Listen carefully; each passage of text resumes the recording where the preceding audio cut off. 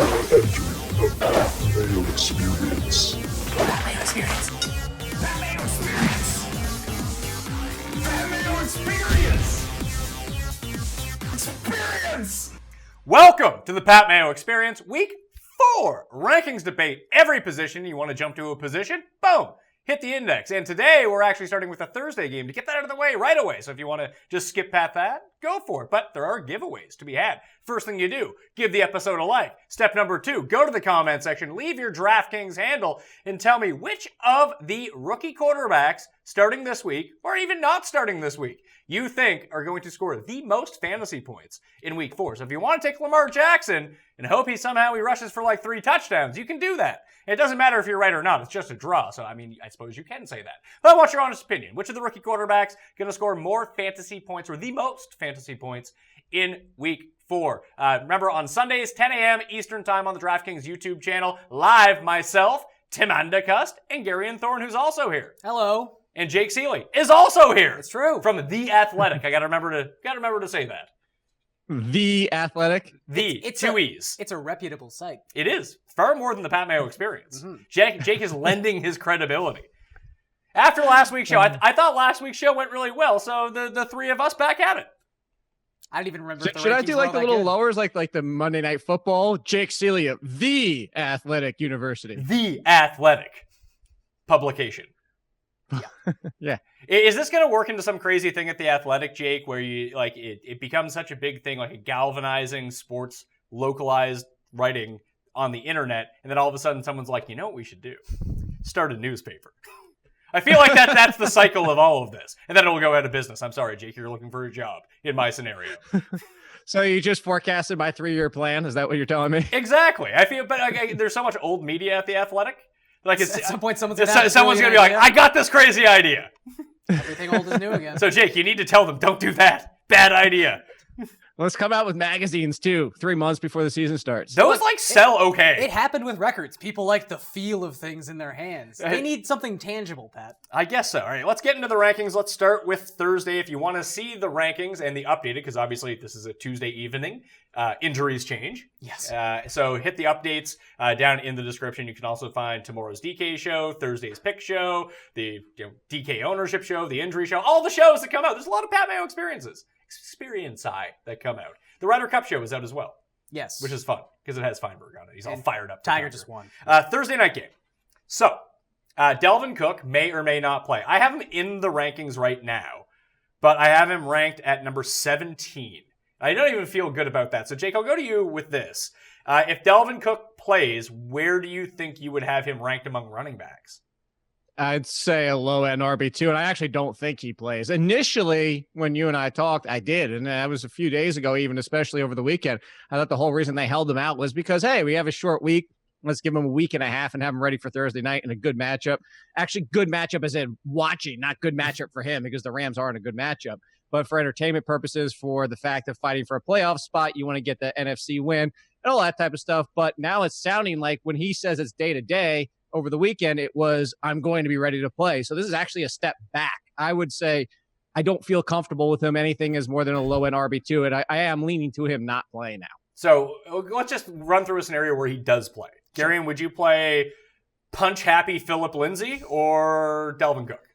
I think I'd still play Delvin Cook. I mean, I think if he's playing, as Jake said, I think at this point in the season, even with this being a big conference game, I think they only play him if he's healthy. And if he's healthy, he probably doesn't have a restriction. So I would just think that where you'd have to have him as an RB2 just because of this matchup and because of, the extraneous injury stuff that we have to tack on there, he's the best in terms of volume RB2 that we can have. I mean, this list gets real thin. It does. Past a certain point. Like, Gio Bernard's at 6. It's justified, but Gio Bernard legitimately could be the 6th best running back this week. So when you have Delvin Cook, even in a bad matchup, I still think he's probably going to get somewhere in the realm of 15 to 20 touches, and that's more than you can say about a lot of these running backs. Like, Phillip Lindsay's fine, but even you saw when he punched the guy in the second quarter, like, they had an entire second half to basically give the backfield to one running back, and they still didn't do it. Like, Devontae Booker's snap count was up to 40% because they rotate. That's seemingly what they're going to do. So I would just say based on volume alone, and if he does play, I would say that's enough for me to trust him. So Jake, if he plays, would you play him? I guess is the question. I think you kind of have to Garion's point. Although I wish you would have picked a different name because I love Philip Lindsay this week. Okay, I really okay. do. So let me ask you when we look at the rankings here: Dalvin Cook or Marshawn Lynch? Ooh, see, I would just roll with Marshawn Lynch. I agree with your point, Garion, is the fact that why roll him out there if he's not ready. I think Lynch specifically, excuse me, I think Lynch is actually one of those RB2s who is going to get enough volume where I'd say, yeah, he's healthier than Dalvin Cook. I'd go with Marshawn Lynch, especially with the matchup concerns.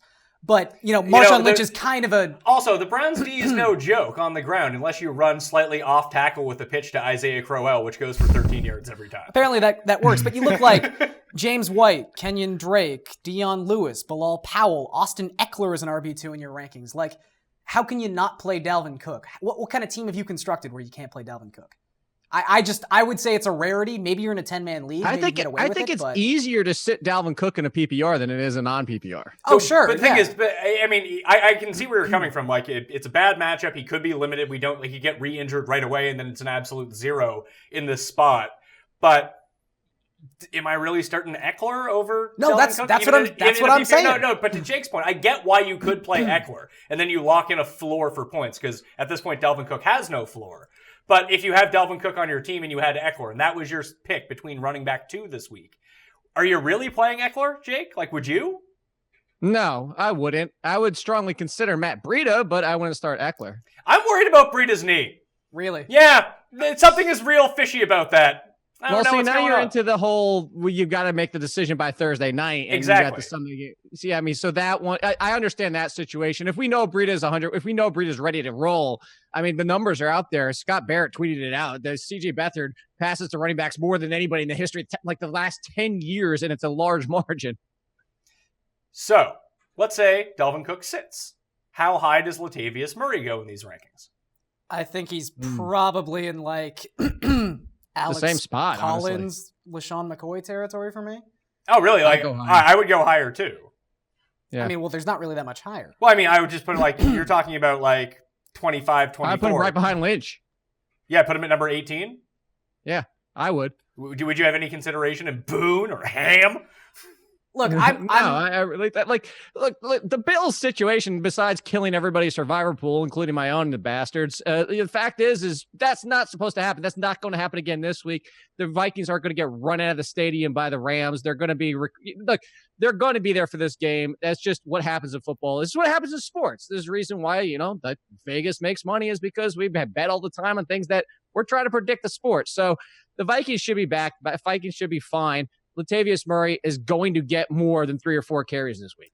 I don't think that game script is repeatable, but I will say that... If the Vikings couldn't block the Bills, what are they going to do against the Rams? We knew the one weak link on this offensive line, even the entirety of last season, was the offensive line, and that's really the strength now, especially with Peters and Talib out. And that defense wasn't the same without Everson Griffin. He ain't playing. And you've got a situation where, the Vikings defense is obviously much better than, I would say 90% of the defenses in the NFL, although Everson Griffin is not playing. But, we're dealing with a team where if there is an offense we've seen that quickly and efficiently puts teams into negative running game scripts, it's the Rams. Like they seemingly can't be stopped. Murray did end up with 5 catches last week. He did. And he got to, 6 points? Like, he needed those catches. Yeah, he really did. But in terms of, on the defensive side of the ball, Talib's going to be out. He may need surgery on his ankle. Peters is also most likely out. There was a report that came out late on Tuesday that said he could play this week. I doubt he plays. Their backup corners, who they have Sam Shields and Nickel Roby-Coleman are their backups. Those are starters on 15 teams in this league. I don't think they have to necessarily rush these guys back.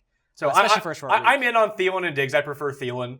Yeah. He's been secret amazing this year, and no one's really noticed. He was even great last week. Yeah, well, what's that Buffalo corner's name? Tre'Davious White? Yeah. Apparently he's real good. So I guess we can now talk about Bills games where there's going to be a vacuum of targets going the other direction.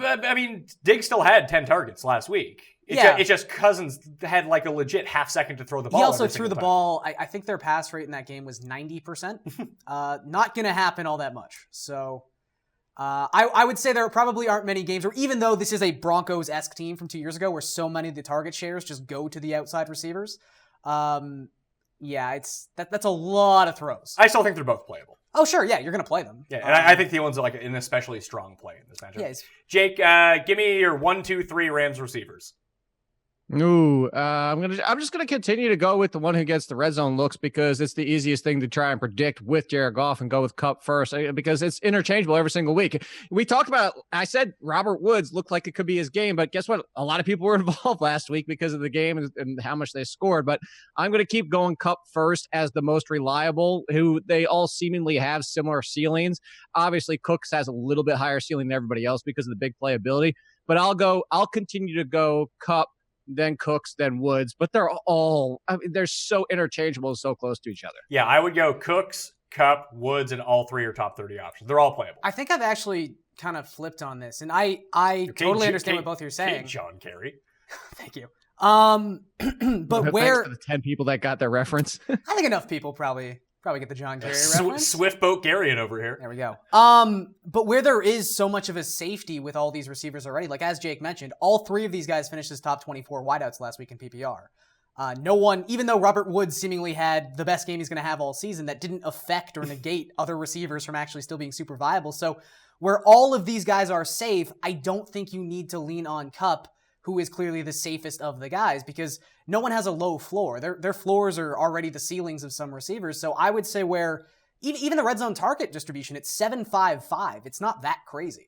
I mean, Kupp has led the league if you go back to the start of last season. That's great, but there's not that much of a separation so far this year. So I would lean on the upside and the ceiling of Woods and Cooks. Like you said, they're still all top 25, maybe even top 30 guys, but I would say I'd lean to the ceiling just with everyone's floor being equally high. Okay. Also, I think that if you name your fantasy team 2 girls, 1 Kupp, you should be banned from your league. That's probably 2 girlies, 1 Kupp. That's the saddest part. See, that's even worse. Yeah. That's it is. so bad. All right. Let's get into the actual rankings. Bye weeks, Carolina and Washington. We're done with the Thursday stuff. If you're just tuning in here by skipping, you can flip it up and rewind. Go ahead on that. Alvin Kamara, no shocker, comes in. Number 1. Todd Gurley, number 2. Zeke, Gordon, Barkley, Gio, Connor, Coleman, Jordan Howard, David Johnson. I don't want to spend too much time talking about the top 10, but I will say the guys that I have in the rankings right now: Fournette, McCoy, Dalvin Cook, Jay Ajayi, and Matt Breida. Out, I have Devonta Freeman, Joe Mixon, Le'Veon Bell, Marlon Mack, Rex Burkhead, and Darren Sproles. There is a chance that Joe Mixon plays in this game, and that fucks everything up. Would you slot him in at 6? Or No. It's just the pass catching ability. It's the pass catching ability, the fact that he's going to play 90% of the snaps. Yeah. It's everything. It's like he's going to get all the work against this Atlanta defense, which frankly isn't very good, especially against pass catching running backs. If Mixon comes back, I don't know what the split share looks like, because I doubt that even if they bring Mixon back, I still think they use a considerable amount of Gio here. Yeah, I think it'd be like 60-40. I think you'd be looking at something along those lines. And I wouldn't even be confident in telling you which one you should. I'd probably play Mixon. But that's the thing. I would say, though, if Mixon comes back, is Gio still an RB2? Jake, I'll defer to you on that one. Looking at your rankings, he would kick down to RB3, but higher end of the RB3 tier. Like you'd be in the Jay Ajayi or Gio Bernard mix kind of thing.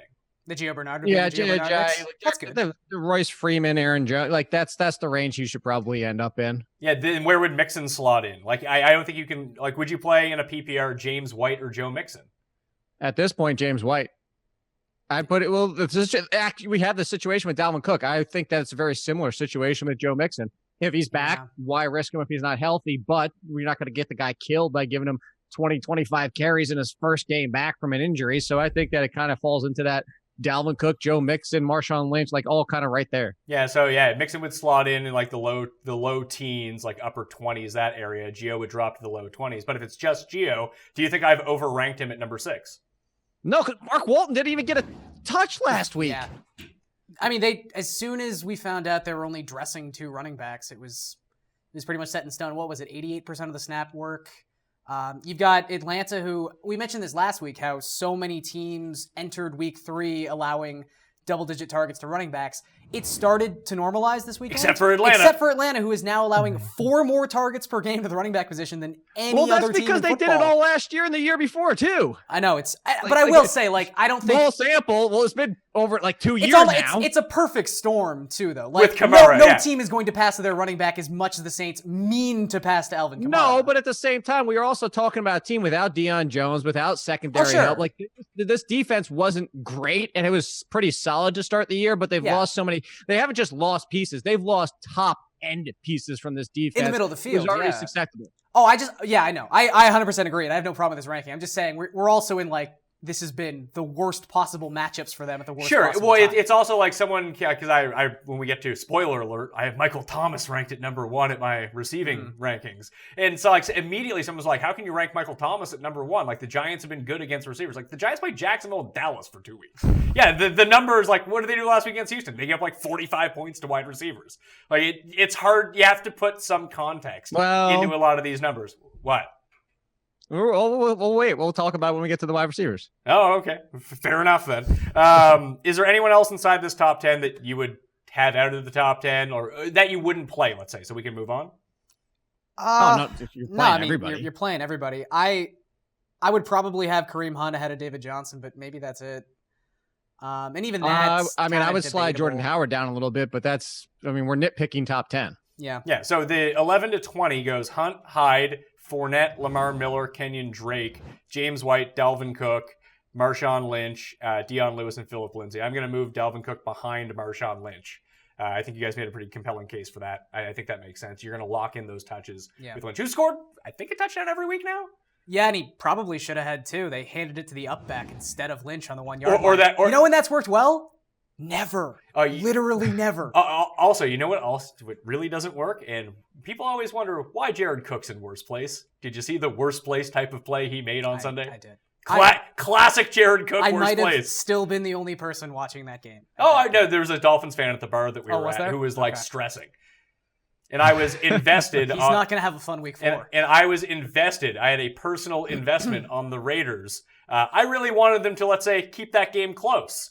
I'll give kudos to Tim once again. He's right about so few things, and it tends to be just old players and old coaches, but he had it down. The Raiders really cannot do anything outside of the first 15 scripted don't give credit plays of the to game. Tim. He came at me last night and said that Jameis Winston was starting week 4 anyway. Nah, he's too young. See, Winston's too young to be on Tim's radar. What you have to do was the person relevant in the aughts? Yeah, the mid-aughts. If they were, he understands what's going on with those people, but only those people.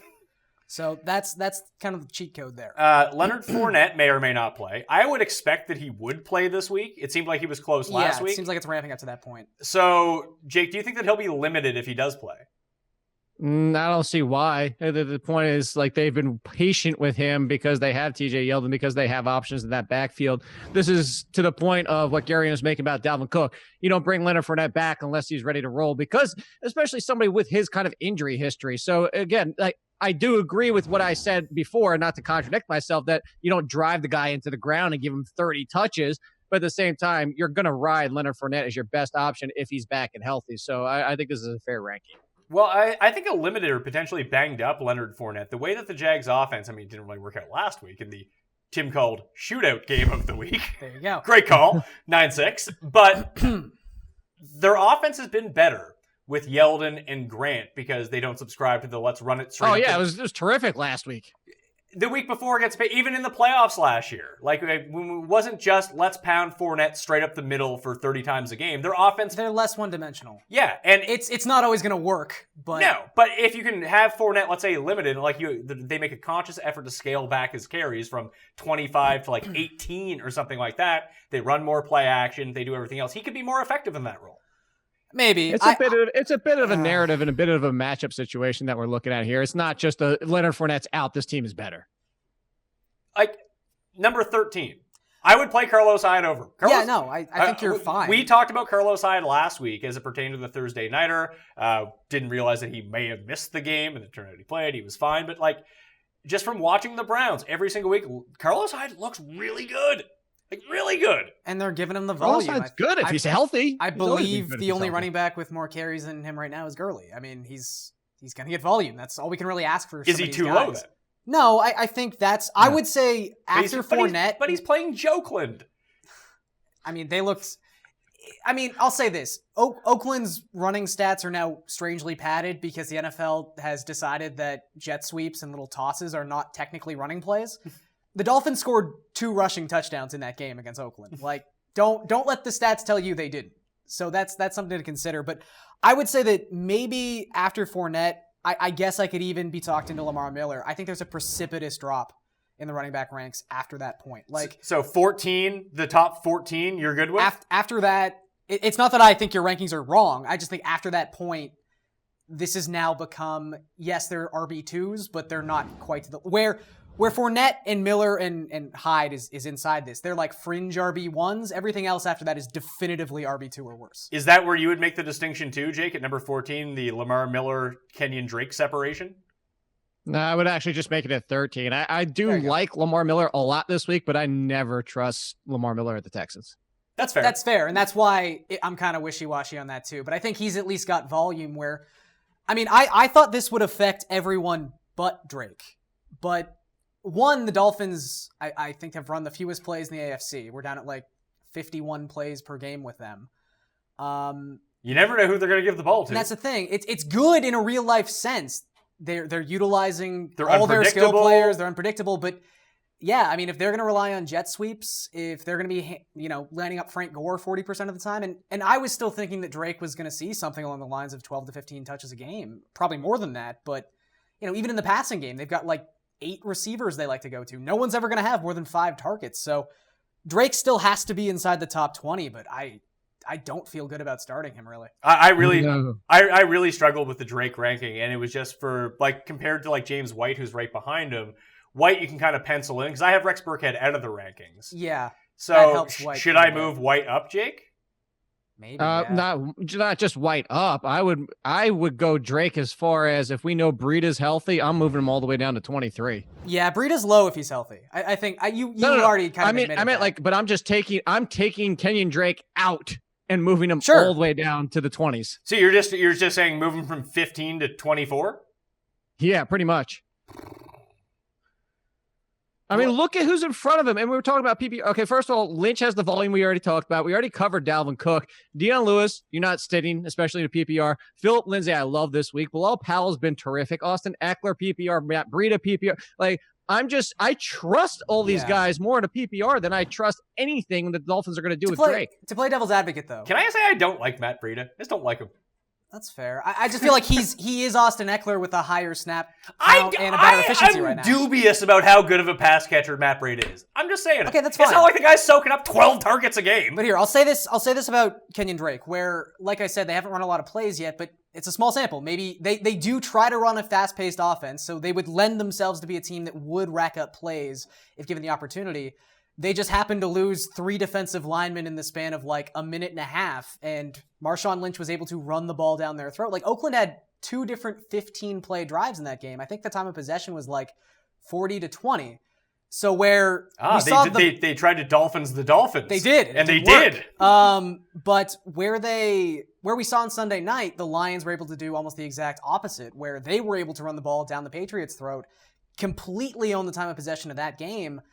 I don't think that's necessarily the most likely script for Dolphins Patriots, but I do feel like the Dolphins run 50 plays against the Patriots, and that would, I think at that point, Drake's now back up to somewhere between 13 to 16 touches. And that I'm more on the same page of view of how I see this game going down, but I do agree that he is incredibly untrustworthy in the situation. Yeah. I'm curious, Jake, we'll get to Philip Lindsay in a second because you really like him. What would make Dion Lewis a better play than Kenyon Drake?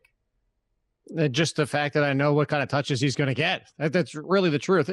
Yes, Kenyon Drake has a higher ceiling, but if you're going to tell me who has volume no matter what happens in the game, it's Dion Lewis. All right. What is it with Philip Lindsay you love so much? The fact that they turned to Booker and didn't use Freeman, that he's just going to be ready and he's going to be the guy that gets the touches in Denver?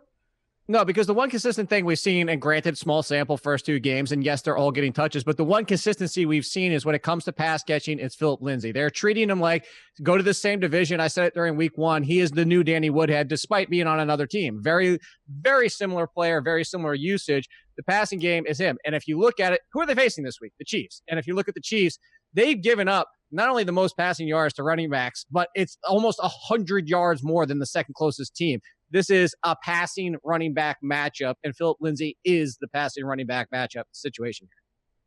Okay, I can buy that. That's fair. So I'll move Drake down. Garion, Drake or Eckler? I think it's Drake. I think that's probably where I draw the line. The Drake or Powell? Powell, I think it's a pass. That's a pass catching back script. Okay, so Jake, you would play Eckler over Drake?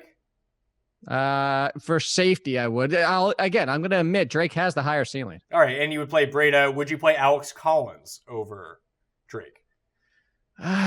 No, because I'm just concerned that this turns into a little bit of a pass-heavy game for them, and then it's a little bit more Buck Allen, and Buck Allen's already getting the carries inside the 5-yard line. All right, so I'll move... Is a superstar now, according to their coach. They have an elite quarterback and a superstar running back named Buck Allen. So I'm going to move Drake down to number 24 in between Breda and Alex Collins. Collins is at 24. I have Shady at 25, and I have Ajayi at 26. That's assuming both of them play, obviously. If they don't play, they won't be ranked there on Sunday, Gary. I can assure you of that. That was my first question. See, this is what I'm here to answer. These are the go. questions I can get right. Jake, with Shady, what do we do if he plays? You start him. I actually would have him if he's 100%, and I know that's going to always be a question. But if he's practicing this week and it comes to Friday and he practices Thursday and Friday, I would actually have LaShawn McCoy a little bit higher. I just worry that he's just been so god-awful when he has played. And you would think... Look at the team through the first 2 weeks. But the scripts that they got themselves into, those like huge deficits, you think... Now, I know he hurt his ribs against the Chargers, but in that Baltimore game, like, why wasn't every play dump off to Shady? It wasn't. They started bringing in Chris Ivory and Marcus Murphy. I mean, it just got so crazy so fast. I mean, maybe they just decided early to pull it's the the plug. Bills. Like, he's 30 years old. I don't look forward to starting him. Would you play him over Ajayi if Ajayi plays? Yeah, I would, just because I'm going to keep making this argument every single week. I just don't like any Philadelphia Eagle running backs, and it played itself out. You were right about Wendell Smallwood. Wendell Smallwood, yeah.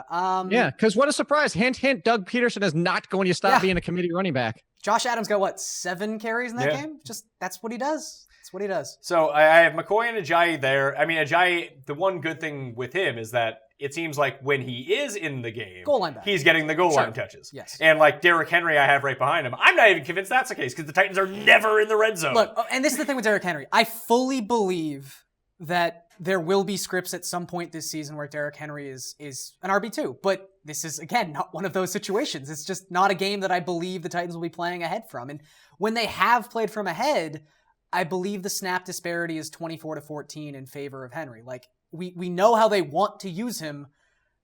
Just like Mariota's probably still not healthy. The matchup also doesn't tend to the Eagles defense is not what you want for between the tackles. That's not exactly the ideal matchup. So I don't even know who they play next week. But at some point there's going to be a script where I'm like, I like Derrick Henry. I'm waiting for it, but it's not this Buy low on Derrick Henry eventually. So starting at 24, Collins, Shady, Ajayi, Henry, Royce Freeman, Aaron Jones, Buck Allen. Then we get into Chris Carson, Hines, Kerryon Johnson, Isaiah Crowell, Peyton Barber. Poor Peyton Barber, man. The guy just plays every snap. They just don't even give him the ball. I say screw it. He was actually looking good last night, too, for a bit. I was touting starting him the game, as it's like, oh my God, 4 carries, 26 yards, here we go. And then they're just down by 20. I was touting him as a captain's pick in Showdown, and he almost took that one 18-yard carry into the end zone. That's all I needed. Just needed a touchdown to hit value, and just couldn't do it. So the guys that I'm confused, like, this is a very confusing range for me, and I think I could be talked to, like, the 5 guys I listed from 31 to 35. You can move them up. You can move the Derrick Henrys of the world down. Chris Carson is the one I'm having the most trouble with. I don't know if I believe. Jake, your hand is raised. We'll go to you, sir. Chris Carson. Look, I'm the Rashad Penny guy, but this match, at least for 1 week, it looks like Pete Carroll's not an idiot. I mean, I'm still baffled at the fact that he didn't know what Chris Carson was doing the week before and didn't know his use. So stupid. I tried to excuse away and said, you know what? Pete Carroll's not that stupid. This is us finding out that Pete Carroll really does want to use Rashad Penny, and he's trying to cover it up. Turns out, nope. Pete Carroll really is that stupid. So we see last week, Chris Carson not only gets all the work, he gets all of the work and then some. And Chris Carson is more volume dependent than many running backs. I mean, just look at the production of that game.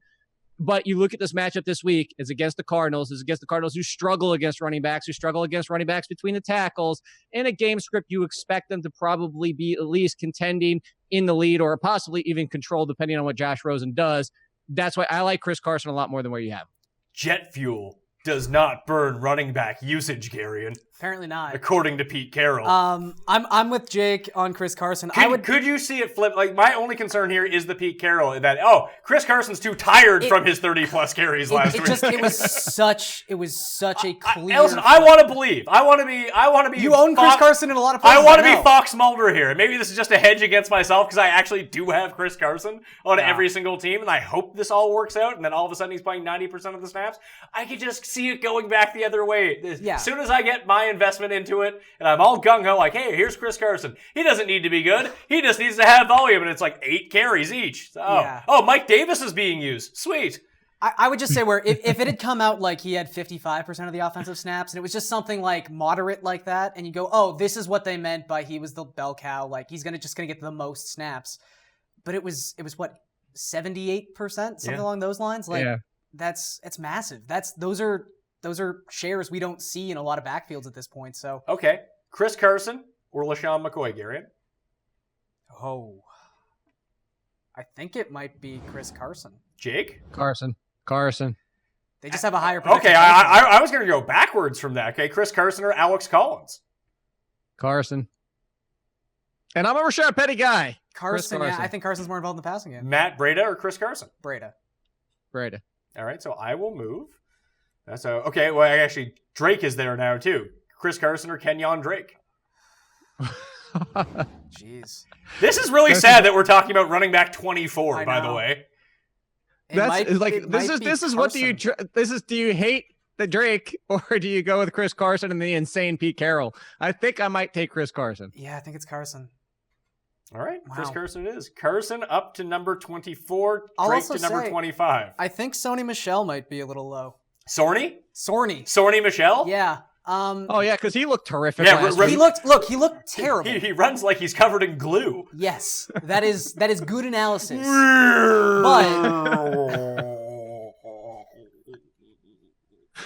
But let's see an instant replay. Wait, you forgot to drop the ball. No, that's true. That's true. Yeah. But received a touch on 24 of the 34 snaps he's played to this point. How'd that work out? Not great, but we're talking about volume. Not great, Bob. We're talking about volume. We're talking about a matchup where aforementioned William Hayes, is out for the season, the Dolphins' best defensive line run stopper. Willie Mays Hayes? Rashad Jones didn't play in that game against the Raiders. Is still questionable for this game against the Patriots. He's one of the best run defending safeties in the NFL. Their linebacking core is awful. And you've got a situation who do you want him over? Yeah. Peyton Barber? At this point, I'd have him over Crowell. I think I'd have him over Crowell. No. That's fine. I'll give you Peyton Barber. I'll move him up one. We're in a system where if Rex Burkhead's not playing, they only have 2 running backs. No, they're 7-point. In fairness, they cleared out a locker for Kenyon Barner today. Fair enough. They're 7-point home favorites. I just think he's going to get 15 touches in this game. Wait, hold on. I want to go back real quick. They brought in Kenyon Barner for real? Yeah, they did. Yeah. I missed that news. It was last week they brought him Kenyon Barner everywhere. Just take him everywhere? Yes. Packers running backs, Aaron Jones. You can't trust him, but he did look the best. But that's his thing. He always looks the best. No. Time out. Jamal Williams still, what was it, like 6-something yards per carry? I love how everybody was just ignoring what Jamal Williams was doing. I only say that because I'm going to go with what was said today by McCarthy and this team is everybody has their role. Everybody's going to get involved. And this is what it's always going to be. It's a committee. Okay, so if you had to pick one to get a carry inside the 5-yard line, which never happens for the Packers, they just throw all the time. Doesn't. But no, if you could, it would be Jamal Williams. You think so? Yep. Should I switch Williams and Jones then, or should I just bump Jones down? No, because this is PPR. Yeah. So it's Aaron Jones. Yeah. Should I move Jones down? Man, this running back sucks. We already moved Chris Carson up. Yeah. I would start Garion in front of him. Yeah, carry on at 33. Is this a 1 week thing? Or is this like a real thing? Because he still split carries with Blunt, and Riddick was still on the field. It was a good matchup. I mean, the Patriots ranked dead last in the NFL in yards allowed after contact. They can't tackle. But Great for running backs. Here's also the thing with all the Detroit players this week. Dallas's offense, and just Dallas in general, they're by far the slowest team in football. So they're not going to be able to run the same number of plays as they have the previous 3 weeks. Sean Lee not playing, though. We know how bad Dallas' defense tends to get when Sean Lee just doesn't pick play. Detroit to win, then. But this might be a LeGarrette Blunt, to Pat's point, it might be a LeGarrette Blunt situation. I mean, Blunt still had, 13, 14 touches in that 16 game? carries. 16 carries? The same amount as Garion. So, like, I get why you would want to get excited. But Blunt's probably still the goal line back, too. We don't even know. No, but see, that's They why never, never get to the goal line. That's true. This is why I like Garion a little bit more than Theo Riddick this week, because I think Theo Riddick's involved less, and you do get Garion getting involved. Like, he's the one that's going to be involved in both game scripts. And obviously this tends a little bit more to LeGarrette Blunt than it does Theo Riddick, but Garion's like the one that's going to always be in the mix. I agree. That's why I have him ranked the highest of the Detroit running backs. I have Riddick at 42. Yeah. I have Garion at 33. We get into a trust issue with someone like Drake, but Drake's still playing 66% of the snaps. He's not getting the ball. Yeah. But we know what his upside could be. I don't like there. It could just be a week. Hey, Garion's not involved. It's like, what are you doing, Matt Patricia? Like, I don't know.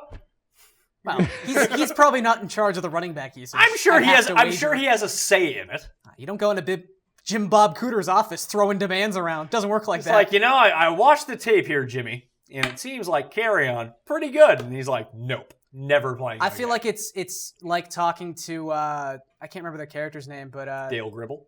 No, well, close, but no, the coach in Waterboy who you just can't understand. Oh, the special teams coach. Yeah, so Matt Patricia walks in there and he's like, "We should give him more carries." He's like, "It's like, yeah, that sounds good to me."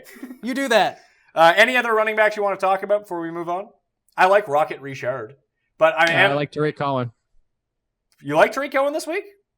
Yeah, that's actually why I would have Jordan Howard a little bit lower. I think this is a passing situation where Cohen gets back into the mix a little. He's been not involved almost at all because Jordan Howard's catching passes this year. Hey, look, he worked in the offseason and it worked out. But I think they get him a little bit more involved this week finally just because of the matchup. Do you prefer the nickname the Hebrew Hammer or Ice Cream Cohen? I think Ice Cream Cohen. Hebrew Hammer is fun though.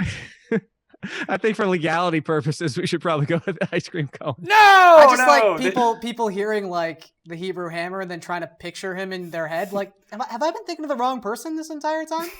And then Googling it and then finding out that we have no idea what we're talking about. Yeah, he's the most famous Jewish player in the league right now. Now that Sage Rosenfeld and Dolphins quarterback Jay Fiedler. Jay Fiedler. Fiedler. Both were Dolphins quarterbacks. Yes. But wait, isn't there?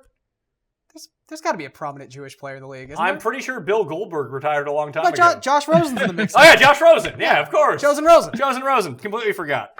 Cohen might be better. At least this week. At least this week, yeah. Unless you want to go into give the episode a like, you go leave with the your comment, description that's and fine. pick Josh Rosen to be the highest scoring rookie QB this week, and you're good to go. I think I'd rather just take it with Richard because it seems like if he starts piling up receptions, he gets them in bulk. He might end up with 0, but he might have 10. Huh. Greg Camarillo was. Really? Julian Edelman is. I had a feeling he was. Well, not until week 5. He is not back yet. Jewish player in the NFL.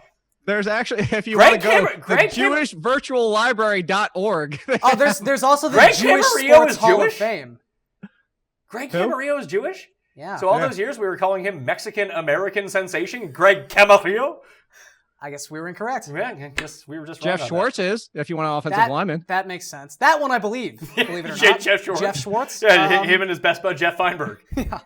All right, so we're good with running backs? I think so. All right, let's move to receivers. So is Arthur Blank, by the way, but go ahead. Also believe that a little bit. Yeah, more. I thought that sounds pretty Strangely believable to me. I have Josh Gordon in. I have AJ Green in. I'm not convinced AJ Green plays, though.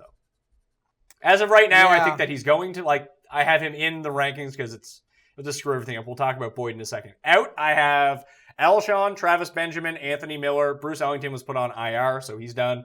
Doug Baldwin is out. Doug Baldwin. How close do you think Jeffrey is? Because he kind of got close last week. DJ Jazzy Jeffrey? Yeah. I don't think he plays. Okay. Are we doctors? Yeah. Well, you just said that AJ's probably not going to play.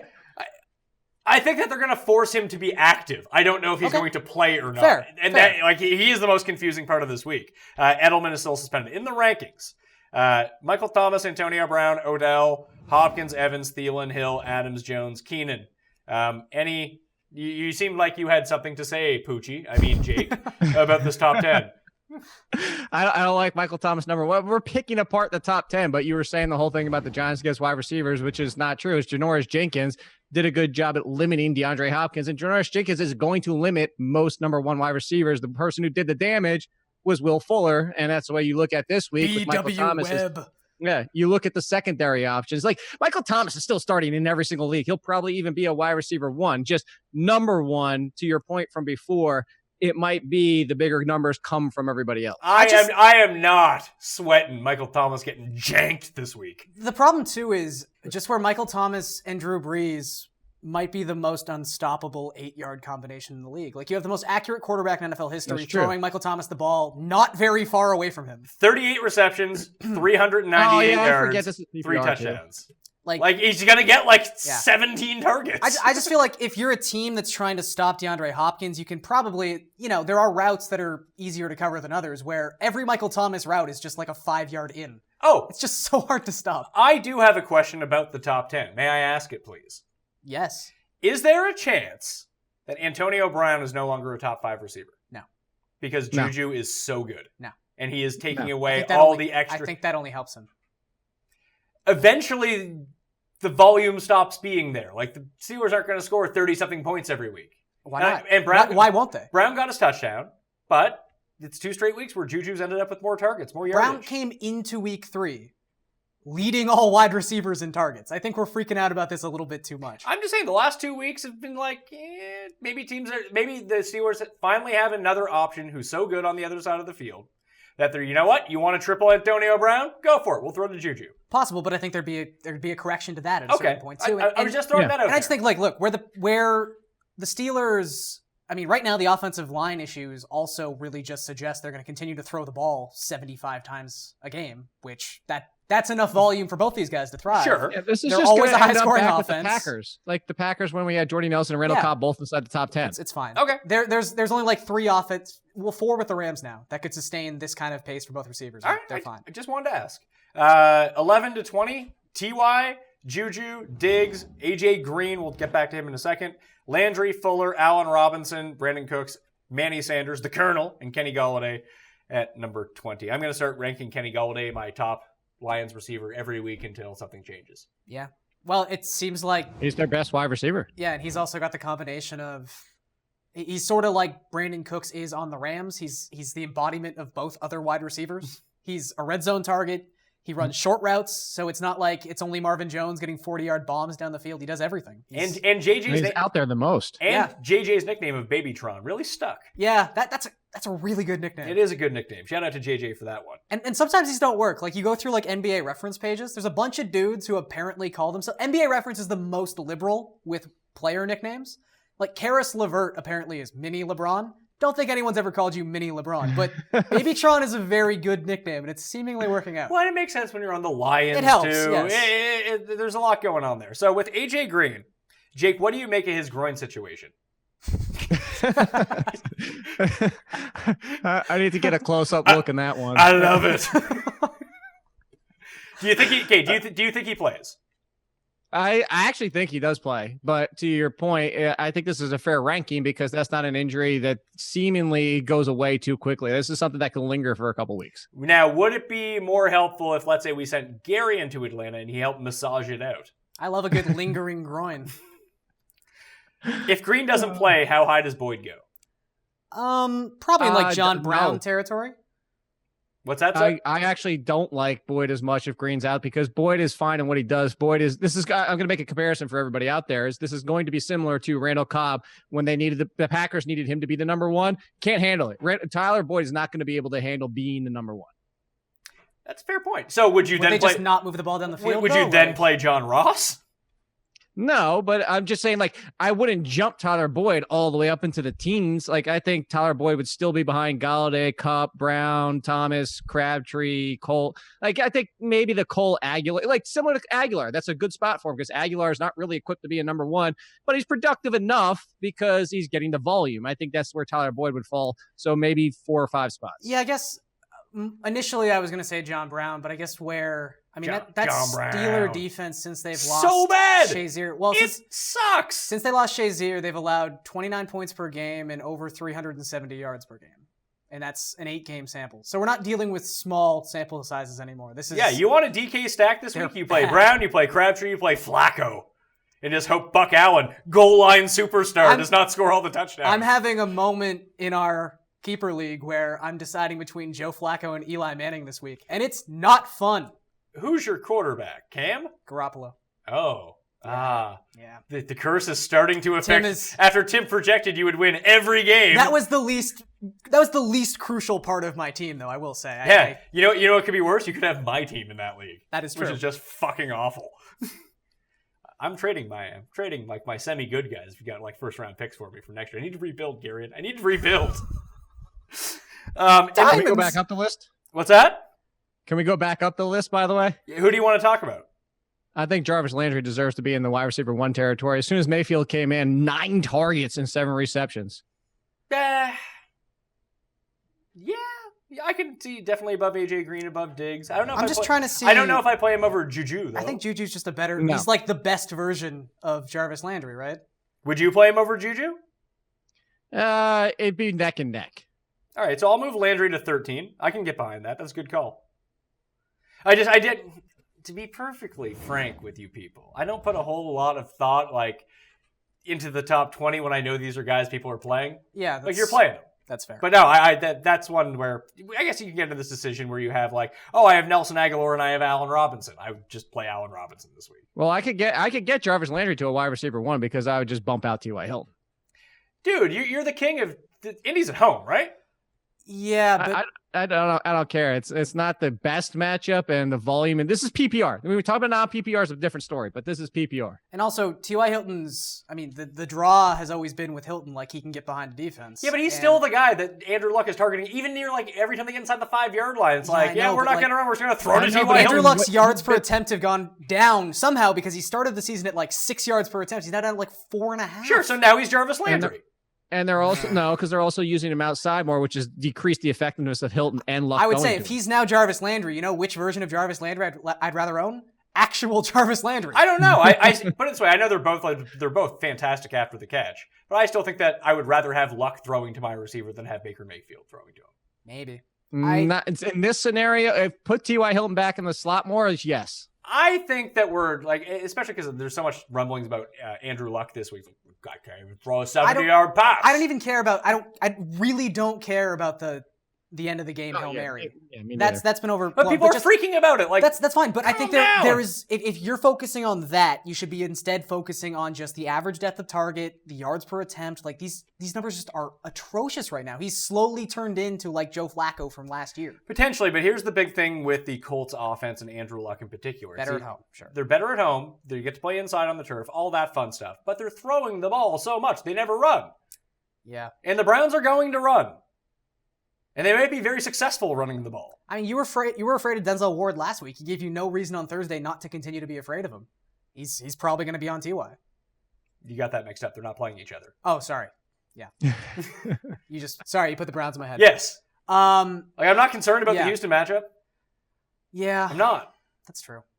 I don't know. I just Luck's inability to throw the ball downfield is startling right Listen, now. Luck is a smart man. Maybe he's just sucking you all in. He's giving you the old The slow rope. play. He's giving Interesting. you the rope-a-dope. I mean, he's been slow playing this And for then 3 years now. And then so- all of a sudden, he's going to be in a TV commercial talking about his rocket laser arm. And all of a sudden, he's throwing just strikes down the field again. Interesting. Okay. Either way, we spent too much time on the top 20. The other guys, 21 to 30, Cooper Kupp, John Brown, Demarius Thomas, Michael Crabtree, Keelan Cole, Nelson Aguilar, Golden Tate, Robert Woods, Tyler Boyd, Quincy, little Quincy. Who covers Quincy in this Jacksonville game? Because this is a game where he could end up with 0 points or he could end up with 25 targets. Oh, I think it's not two different things there. I think he gets the 25 targets no matter what.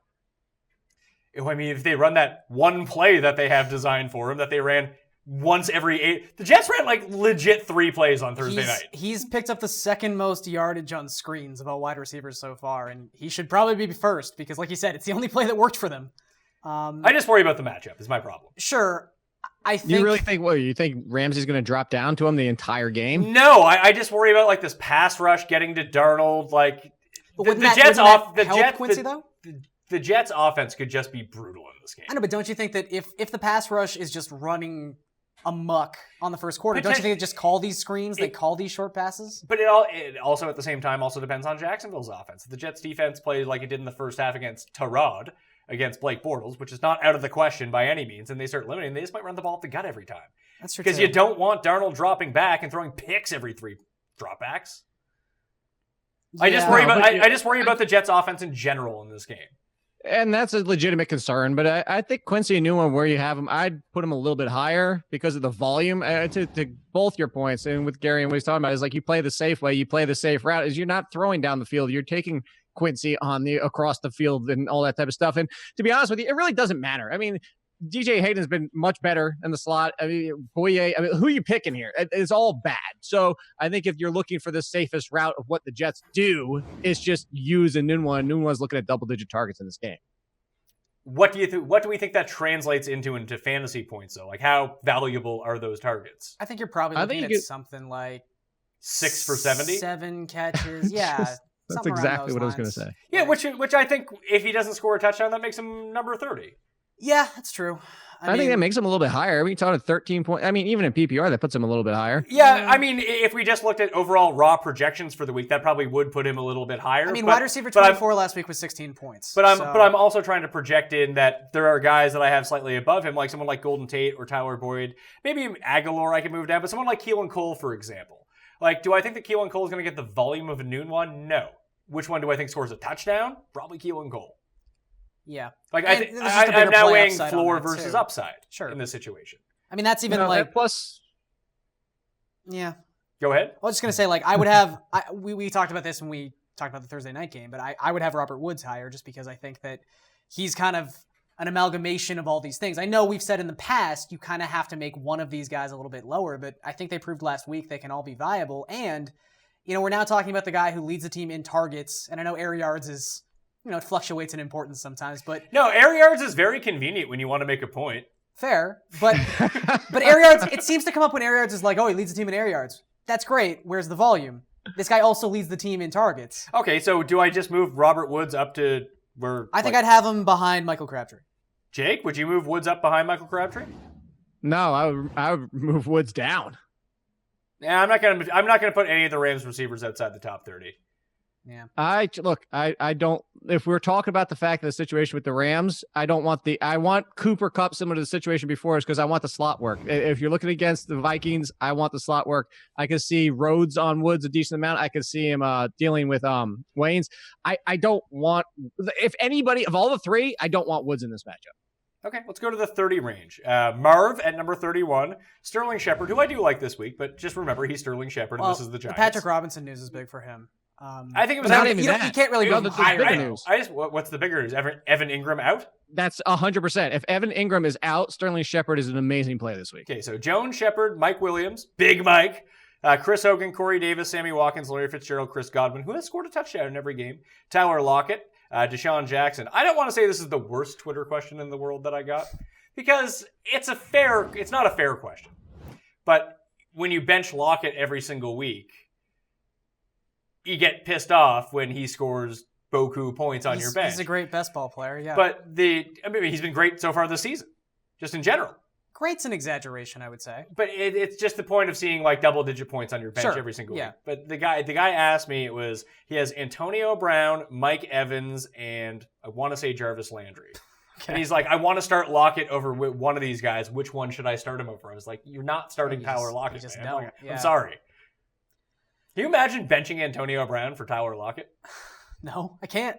I can't even imagine it. No, but I would have to go back with Pat on that. I would have to say he is great since he's a wide receiver one with a touchdown in every game so far. I mean, if that's not great, Garion, what's great? Do we really expect Tyler Lockett? I just feel like no, but the way he's great so far. I'm just coming after you for you said I don't know if he's been great. But even that, like his first game, he caught 3 passes. One of them just happened to be a touchdown. Like I guess I will always look at the first thing I look at when I look at a box score is targets. I don't even care about the yardage. I don't care about the touchdowns. Good thing we count those in fantasy. In a way we do. We'll get there. In a way we do. I just feel like nothing about Seattle has been great this season. So I don't know. It's fine. He's been good. Except for Tyler Lockett. No, he has not been great. Let's talk about Baldwin. The wide receiver 11 on the season's not great. Not great. I could use Doug Baldwin to be good when he gets back. I'm not going to lie to you. I mean, that'd be nice. Would you trade for Doug Baldwin? Knowing you have to give basically nothing up. He's probably dropped in a lot of formats. Well, I don't think he's dropped, but People dropped Chris Hogan en masse today. Chris Hogan and Doug Baldwin are a little different. Doug Baldwin. Especially considering that the Seahawks aren't inheriting 2 receivers in the next 2 weeks. Yeah, sure. But you have a lot of people that don't play with IR for some reason.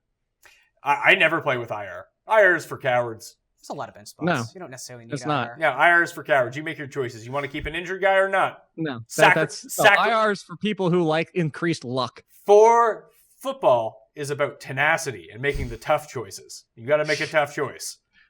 Get the hell out of here. It's here. about grit and determination. I'm holding on to my Doug Baldwin shares. I'll be buying them up, although I don't need to because I own them all. You own them all, yeah. I need it to come back. Fucking Doug Baldwin's like Bitcoin. I bought it the wrong time. I need it to come back, man. I'm going to keep touting it until it comes back.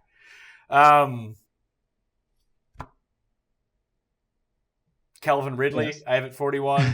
I don't know. There's little things. Like I would have Sammy ahead of Corey Davis. I would have... Corey Davis rebound week. Let's do this. Calvin, no one on that team can physically... not even conceptually throw a football. Physically, I don't think Marcus Mariota can throw a football. But he's getting 80% of the targets. Oh, man. Yeah, I get it. You wait for my 2-time multiplier per target league. I'm going to dominate. And then I'll somehow lose in that too. Just guys from down this list, do you think you could take a flyer on someone like Cortland Sutton this week because they're playing the Chiefs? I wouldn't go that far. Yeah, I don't know. I really don't know under what circumstances you would need to do that. If you have, let's say, the team that I have. I mean, I do have. What's your other options? Who do I have? I have Corey Davis, Marvin Jones, no, D.D. Westbrook, Devin Funchess on bye, Doug Baldwin, real hurt. I mean, he's not starting over those top 3. Yeah, I suppose there's just no way it's gonna come through. San Fran receivers without Garoppolo. Is there any way you can play Goodwin, or is that just a pure wait and see? I mean, Goodwin's the only one you could think about playing. Well, Jake made the case for Garcon on Monday's show. Yeah. I guess if the thought process is if he's going to throw short every single down. But I think Garcon and Brandon Marshall are essentially the same guy right now. There's just nothing left. They basically have to box out cornerbacks to get any separation, as you were talking about before. They're done. Pierre Garcon had 0 yards after the catch through 3 weeks. That's impossible. But he might have 6 catches for 43 yards. Maybe. Okay, so Jake, if you were talking about Michael Thomas and how he's going to get janked, does that mean I should start Ted Ginn or Cam Meredith? I would strongly consider playing Ted Ginn this week. You're talking about your scenario before. I'm starting Ted Ginn over Cortland Sutton. I think Ted Ginn, if you're looking at the Giants and what they give up, this is why I loved Will Fuller last week.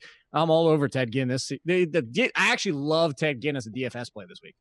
I don't feel like DeAndre Hopkins had a bad week. Am I misremembering that? He didn't have a he had a muted week for DeAndre Hopkins, and Will Fuller had the big game. That's my only point here is you're starting Michael Thomas. Michael Thomas is a top 10 wide receiver, especially in PPR. There's nothing stopping Michael Thomas. All I'm saying is the appeal here is looking for the second wide receiver, and that's why I like Ted Ginn.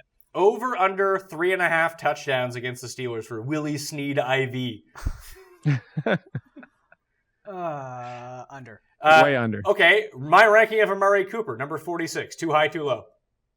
Because last week, if there's one thing I got right last week, although I said it in a completely joking fashion, was as we've seen with the Raiders through 2 weeks, and then we saw it again last week. Week 1, they only threw to Jared Cook. Week 2, they only threw to Amari Cooper. I joke, this week they probably just throw to Jordy Nelson. And that's all they did.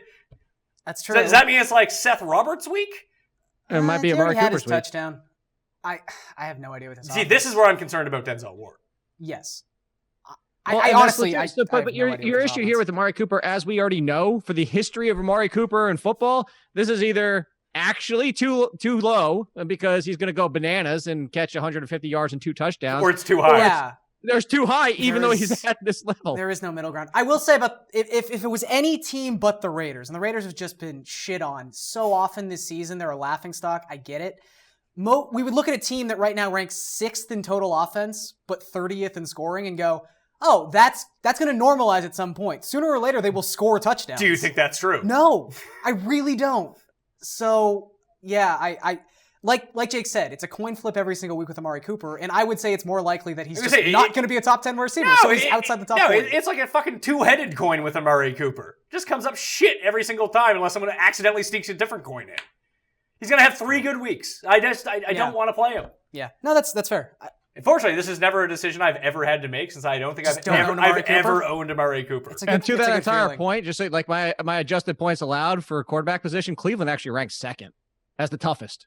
Yeah. Second toughest. They've got an amazing pass rush and really good corners. Garion, I know Jake's answer on this. Christian Kirk or Geronimo Allison? Geronimo. I think it's still Geronimo. I'm going with Jake on this one. I know Kirk he was great. He was fantastic last week. I just worry that they forced Larry Fitzgerald back with the hamstring injury. He looked limited. Yes. And I don't think these hamstring injuries just go away. No, especially when you're that old. And sure. especially when you're just playing on it all the time. Yeah. I mean, we'll have to see about the health of Prince of Mukamara, I guess. What's that? It's volume versus touchdown. Yeah. Sure. Yeah.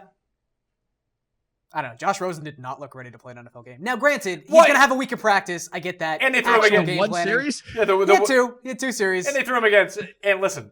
He could have thrown 3 interceptions. I like how active the Seattle defense is. They're always doing stuff, which, is fine. It's the opposite of Dallas's defense, where it really just seems like they're doing nothing. You know who's going to practice less than Josh Rosen this week? Earl Thomas. So that might actually help Josh Rosen a little bit. Maybe. And also, he's not being thrown in with 2 drives left in the game against the Bears defense, needing to throw the ball. This is true. So I think that Christian Kirk can be fine here. Is there any other receiver that we should really talk about in your mind, Garion? Do you think that Calvin Ridley's going to score 3 touchdowns this week? I don't, actually. Funny you bring that up. I don't. Jake, do you?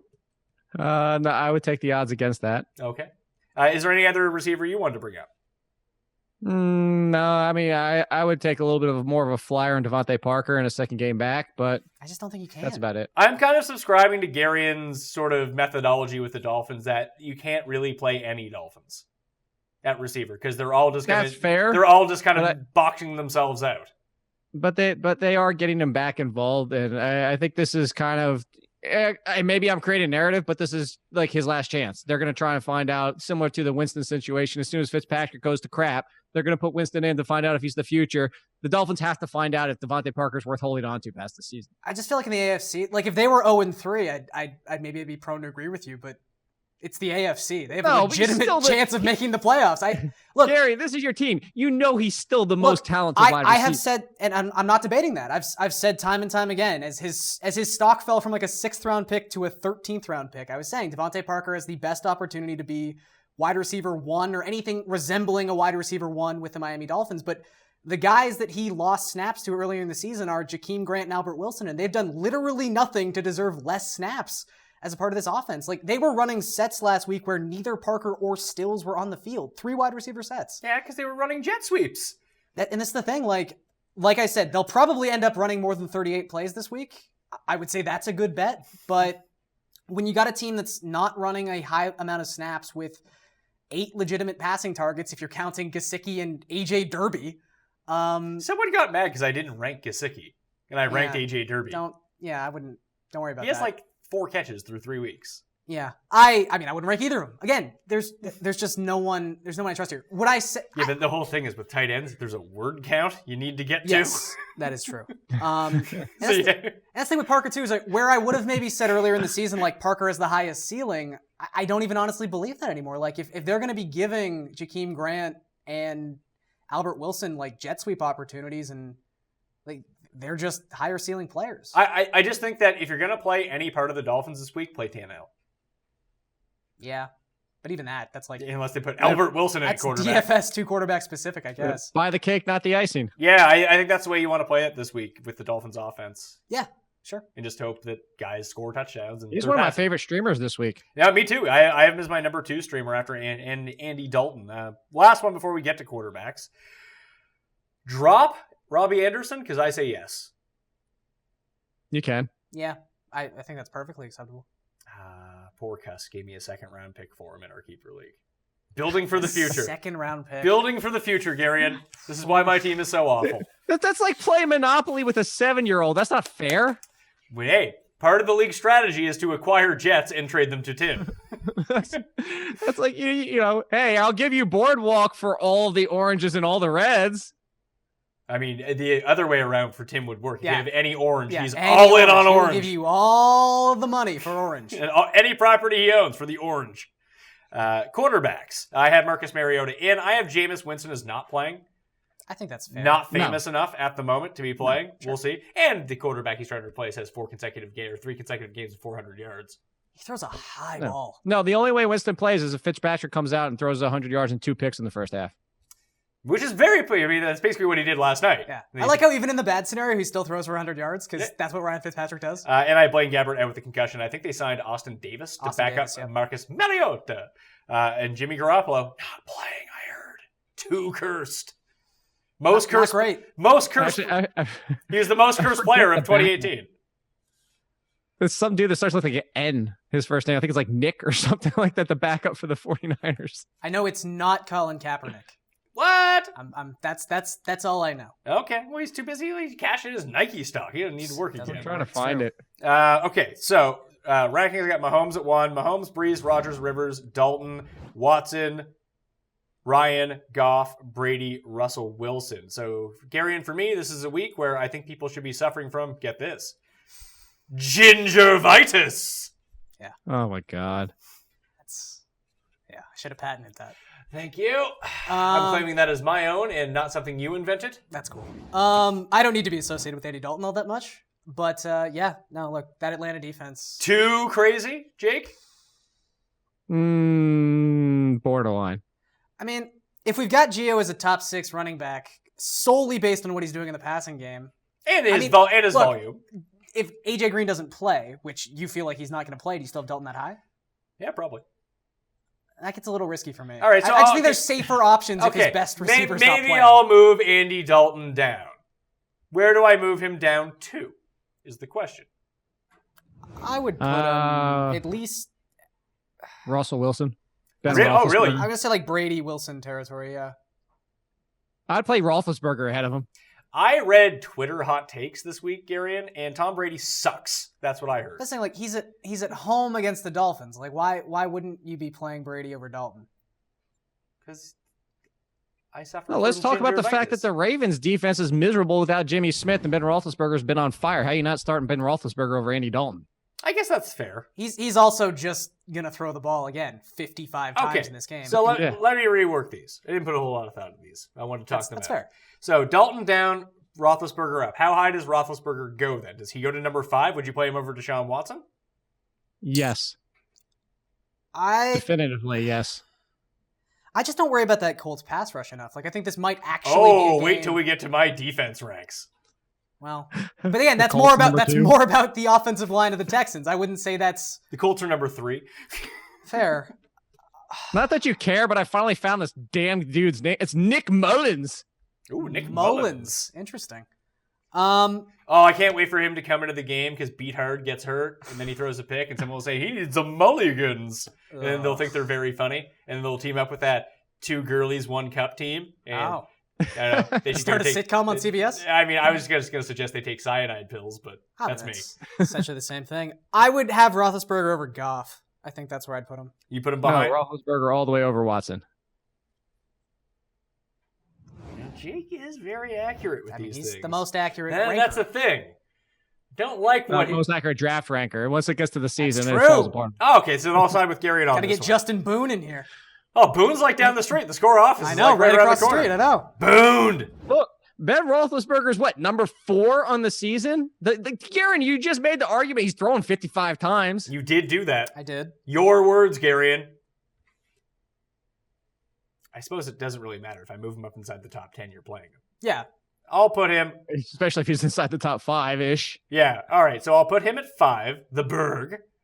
I'll move him up from 11 to number 5, and I'll move Dalton down. I don't want to move Dalton down that much, but you're probably right about your Brady thing. I'll put him in. His Brady thing. Yeah, I got a hot take where Tom Brady's He's good. got a hot take. That, you know what? This week, that is a hot take. This happens. It's like we don't do this every single year. Every single year. You know who's not taking victory Gary. laps? Just go ahead. I was gonna say, Garrett, I joked on Twitter and said, "What if the Patriots are hashtag not good?" Thinking hashtag not good would make it obvious. Yeah. And the number of people that came back, one saying, "Oh, it's finally the year," or two, that it was crazy to have that take. We do it every year. But I think Twitter. Correct me if I'm wrong. Oh, not the best with sarcasm. no. Yeah. I don't Another take I have. I don't. Twitter doesn't get sarcasm. Tom Brady, good at football.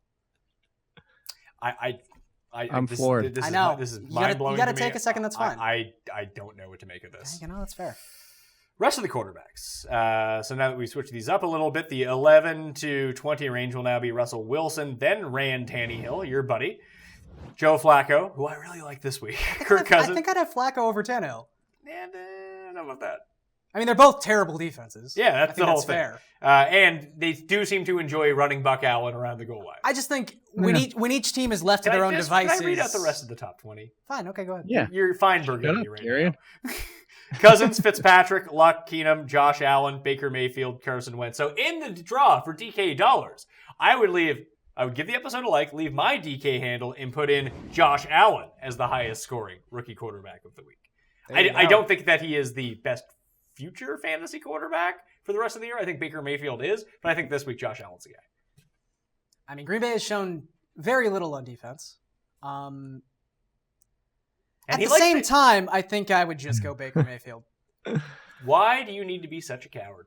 Play Josh Allen. He hurdles I feel people. like cowards generally do well.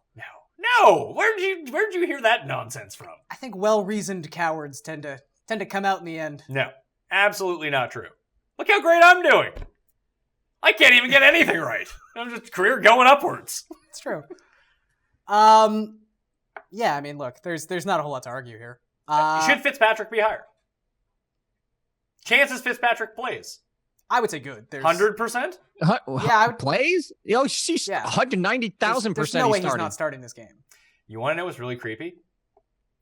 The first thought. Jameis Winston? The first, yeah. Well, this is Jameis Winston related. When Flo Rida came out of the black and white halftime video show that he was doing, sponsored by Genesis, which they made very clear was sponsored by Genesis. Pat Mayo experience, not sponsored by Genesis, although Tiger Woods is.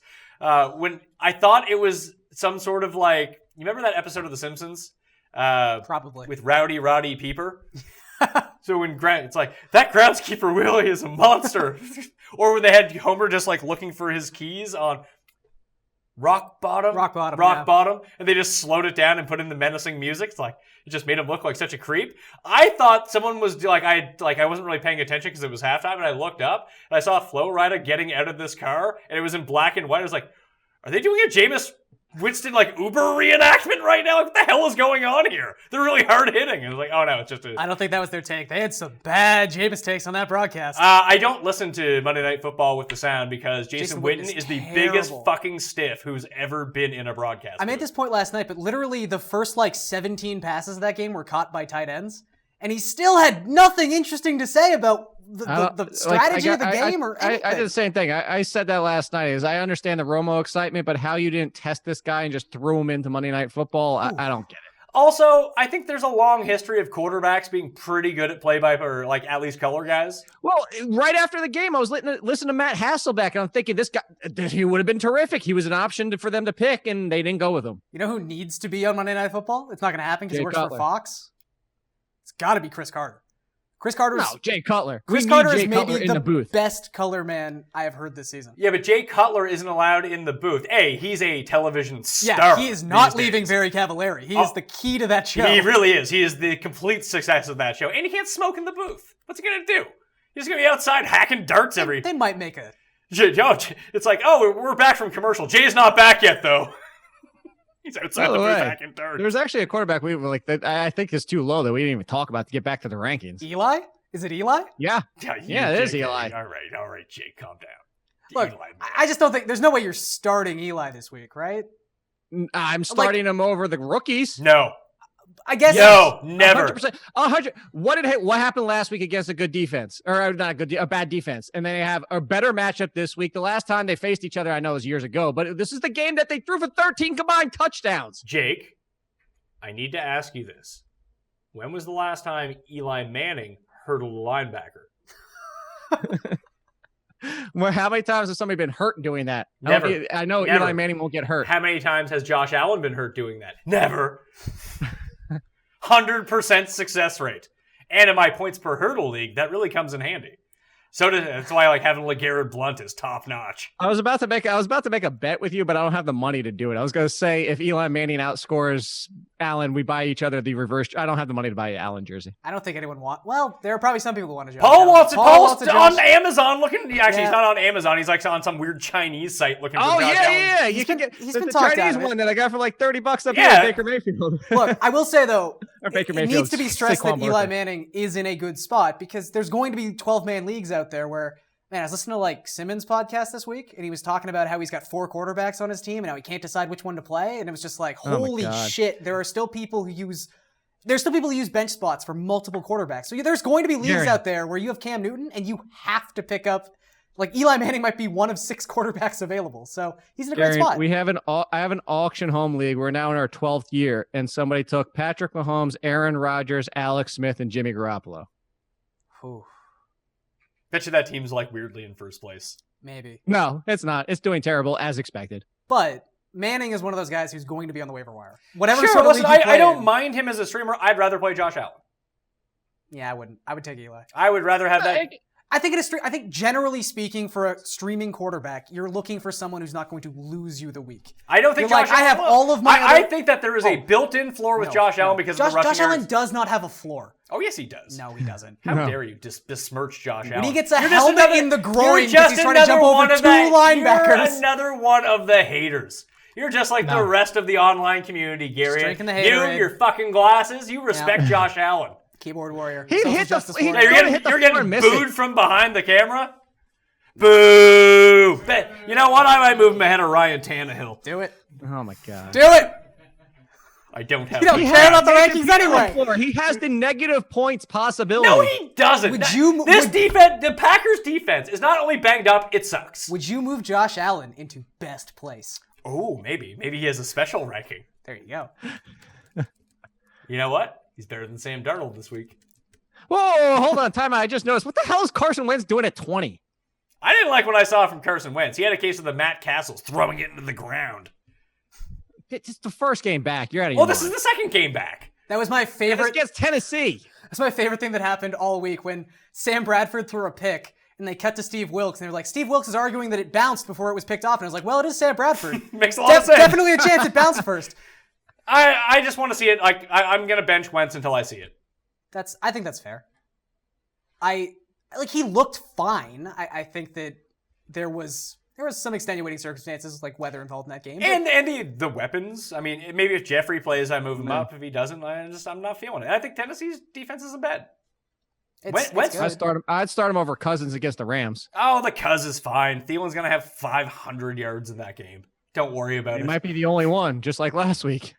Maybe. That was not good. And to speak to your situation about people owning multiple quarterbacks, Kaufman DMing me while we're live, not realizing that we're live. Sure, fair. Because Kaufman. Yeah. He's like, who do I start this week? Aaron Rodgers or Kirk Cousins? And my only question is like, how the hell do you own both of those guys? Like, why are they both on your fantasy team? I was like, the answer is always, no matter what the matchup, the answer is always Aaron Rodgers. So start Aaron Rodgers. He's like, I'm going to start Kirk Cousins.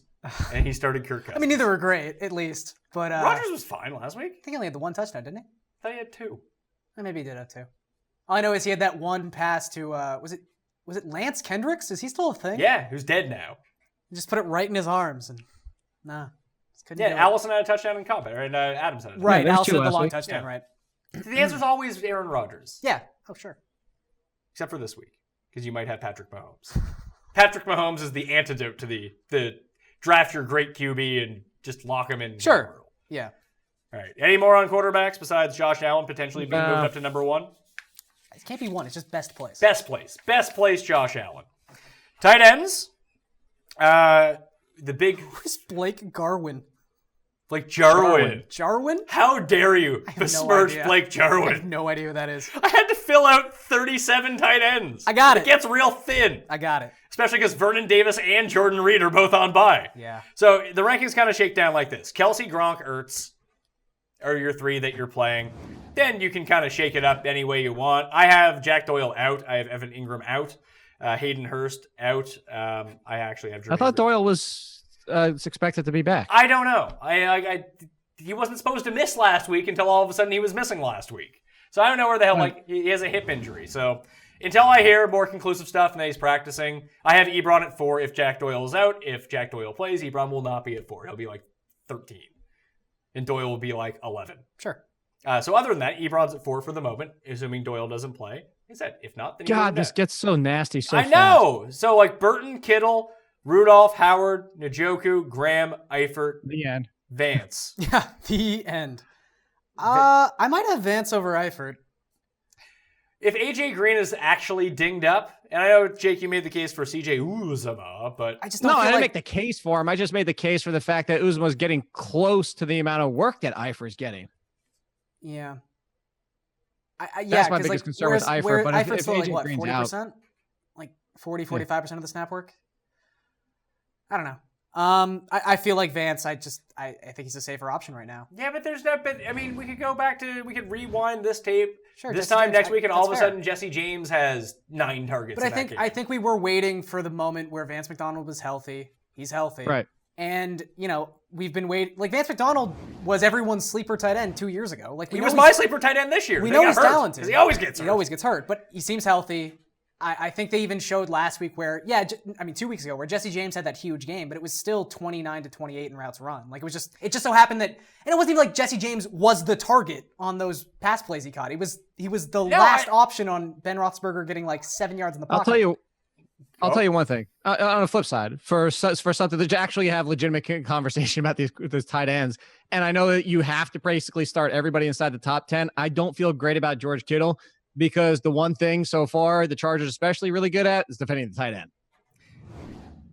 Kelsey, they shut him down. I mean, I'm not putting any stock into the Rams tight ends because, as Garion's funny write-up on DK Live, why would the Rams throw to tight ends? Who did the Chargers play week 2? The Bills. They didn't get croomed? No, Charles Clay is still respectable. No, he's not. Does he even have a catch this year? No, he has something. Does he? I think If you he had actually had like two or three catches against the Chargers. If you had told me that Clay had 0 catches this year, I would have believed you. But Kroom has more points. I still don't know what a Kroom is the tight end to own in Buffalo. That's not a statement that needs to be said. I'm looking right now. I bet you Charles Clay has at least 5. I would take the under on that. Garion? I would also take the under. Is it 4 for 47? Boom! Big winners, Gary, and you and I. Charles Clay, start him. Oof. 3 of those were against the Chargers. So maybe the Chargers. I think to Jake's point though, like All right, so maybe I'd have OJ Howard above then George Kittle at this point. Should I have him above Kyle Rudolph? No, I would take David Njoku over George Kittle. I would slide Kittle all the way. The thing is it's Beathard and it's the Chargers. Okay, I'll move Kittle down to number 9, behind Njoku, ahead of Jimmy Graham. I just don't believe in Jimmy Graham whatsoever. He's also dead. Has he done anything this year? He caught a pass against Washington. Ooh, that's impressive. He broke a tackle too. Good for him. Can you say slow. one? That just sounds so weird. So slow.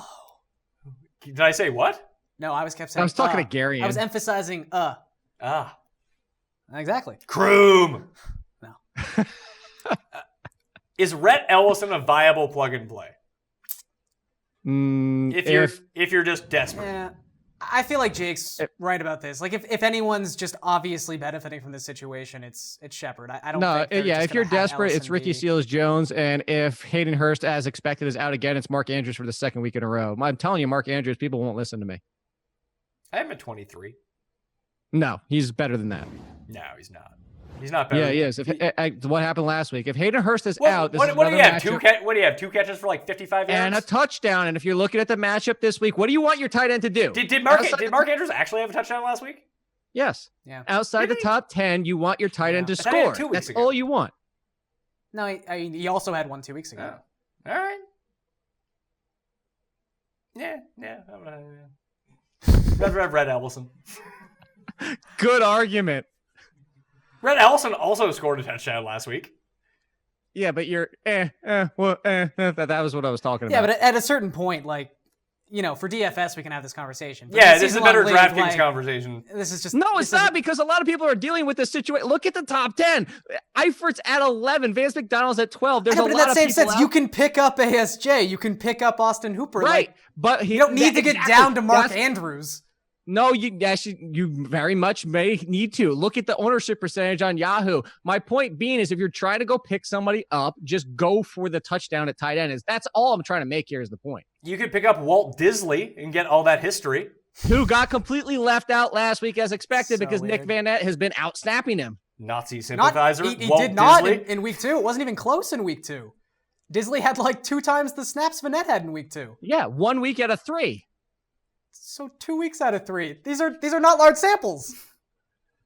Point being, I'm chasing the touchdown. All right, so Jake's in on Mark Andrews. Defenses.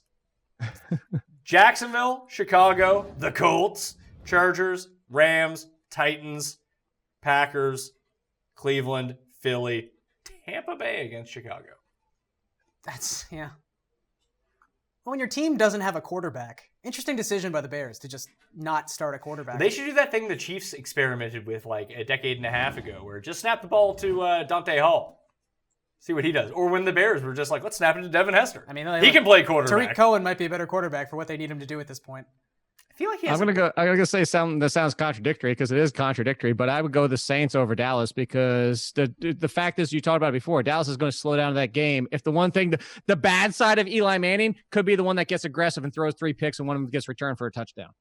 Yeah, I mean, I can see that. I think I have enough like loser defenses ranked inside the top 10 that I would never have to make it down to Dallas or New Orleans. Like Indy's available in like 98% of leagues. Yeah. And they sacked Wentz 5 times last week. Houston is just giving up fantasy points to opposing. Because they have no offensive line. Exactly. Yeah. And like going into last week, Indy had 5 sacks and they're now up to 10 for the year. They're in the top half of the league in adjusted sack rate per DVOA. And honestly, their defense is pretty good.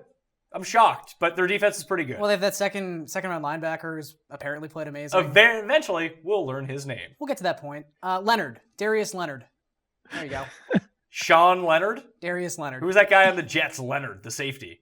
Oh. Tim's buddy. I don't remember. Justin Leonard, the golfer. There we go. There you go. But anyway, I just like Indy as a floor spot in this play. No, sure. And I like Tennessee against Philly because I think that, man, if the Colts were able to sack them 5 times, Tennessee has a pretty decent pass rush. I just don't feel like Philadelphia's offensive line is that bad. Peters is banged up. Like that. Yes. It's just that whole team seems out of sync. Sure, and I don't think Can't Wentz is believe you nearly have as the Packers mobile. at 7 against your boy. Yeah. It all works out. Listen, I don't think... You know what you don't get if Josh Allen throws a pick 6? -6. It's true. You get -1. And then it's Josh Allen's ball back. -2. Most leagues it's -2, yeah. Is it really? I thought the standard score was -1. No, it's -2. Standard scoring is -2. I thought it was only -2 for 6 touchdowns. 6 points per touchdown league. No, we're wrapping this up soon. I should have drank this entire thing. Oh, yes. Anyway, I don't mind the Green Bay defense because, listen, there's downside with Josh Allen, clearly. Sure. But I think he can do enough with his legs and garbage time to rack up fantasy points. I don't see why that's so outrageous. Yeah, and a quarterback running for 70 yards, well, that's great for fantasy for that quarterback. That doesn't really hurt a defense all that much. So 70 yards. Look, if he's somehow going to outscore Baker Mayfield, that's the only scenario I see it happening. What do you think that Baker Mayfield does in this game? I just think he's part of a better offense. He is, which but is not. But again, he's also not part hard of to an do. offense that's going to consistently run the ball and run it well. Tyrod Taylor. He's got the floor of another 30, 40 rushing yards, which is a free touchdown. I think Josh Allen's rushing floor is higher than Baker Mayfield's, at least for this week. Because they're actively giving him the ball to run all the time. Here's the play. Josh, we don't have plays. You run. Okay, coach. That just seems like a bad combination. Maybe so, but he's playing I'll this figure week. out something for if Josh Allen finishes inside the top 15. I'll figure out something. I'm not going to actually eat crow or something, but I'll admittedly do something. PETA for you, would Pat. be on your ass so fast. Crow is so delicious. PETA's actually like 10 minutes away from me. Ah. Like PETA bread or PETA the No, terrorist PETA like the group? corporation, one of their main headquarters. Terrorist group. Yeah, they're a terrorist group. PETA. They're constantly attacking people with paint. It's true. That's terrorist type moves. Yeah, that'll do it. That was fun. Sure. Final thoughts. I had something written down that I wanted to say. We didn't talk about that Vincent guy, Vincent Adultman in Houston, who we were talking about before the show. Oh, with the stupid spelling? Yeah, he's just 3 children stacked on top of each other. Good red zone threat. Very tall. Because Kiki is hurt, and then Bruce Ellington's on IR. Yep. Maybe it's good news for my main man, Ryan Griffin, again. Probably not. Doesn't seem like it. Jake Ciely, The Athletic. Yeah. Sorry for spitting on you. It's okay. Tell everyone when they can check out your rankings and where they can follow you on the Twitters. And you just released a podcast today with Joe P. I saw. Yeah, I did. All in Sports, episode 8 today. All in Sports, Tuesdays and Thursdays. The rankings, depending on when you're watching this, are either out or not because they come out 12:01 a.m. Wednesdays with 12 o'clock midnight on Tuesdays, whichever way you want to look at it. So there you go. Follow me at The All In Kid. Not the, but just I wanted to throw that in there. Garion Thorne, who the electric company in Toronto calls him Garlum. Yeah, it's true. Do they still call you Garlum? Oh, is this like a Miss Chandler Bong type of situation? It wasn't purposeful, but yeah, it's turned into that a little bit. No, the new one spelled Garion right, but they spelled my last name Thorpe. Oh, like Ian Thorpe. The Yeah. Torpedo. The Torpedo. We'll call you Garion Torpedo from now on. I can't swim. Oh, really? No, I can. Oh. I'm very buoyant. So you float, is Yeah. what you're saying. It's hard to not be able to swim. Well, I mean, if anyone needs to cast like an extra as a buoy in a movie, call Garlum Thorpe. That's my SAG name, actually. I thought your sad name was Oscar Festorio, the sad golfer. My SAG name. It's Oh, my your Screen SAG name. I Actors thought Guild you name. said your sad name. No, it's Oscar. No, It's this is Oscar his burner Festrato. account. No, if you go on, there was a guy on the PGA Tour like 2 years ago. No, Web.com tour. He never made the PGA No, tour. he was on the PGA Oh, was Tour. he? That Oh, year, good for that year him. he was on the PGA Tour. Oscar Festoro. He's Mexican. He's sad Mexican Garion. That's what he looks like. It was. It's true. You have a podcast. I do. You write for DK Playbook. I do. You do things. I do things. That's amazing. Yeah, if you're into playing Showdown, I write the Showdown articles for Mondays and Thursdays. Which also features a video from me, which is not helpful. It's true.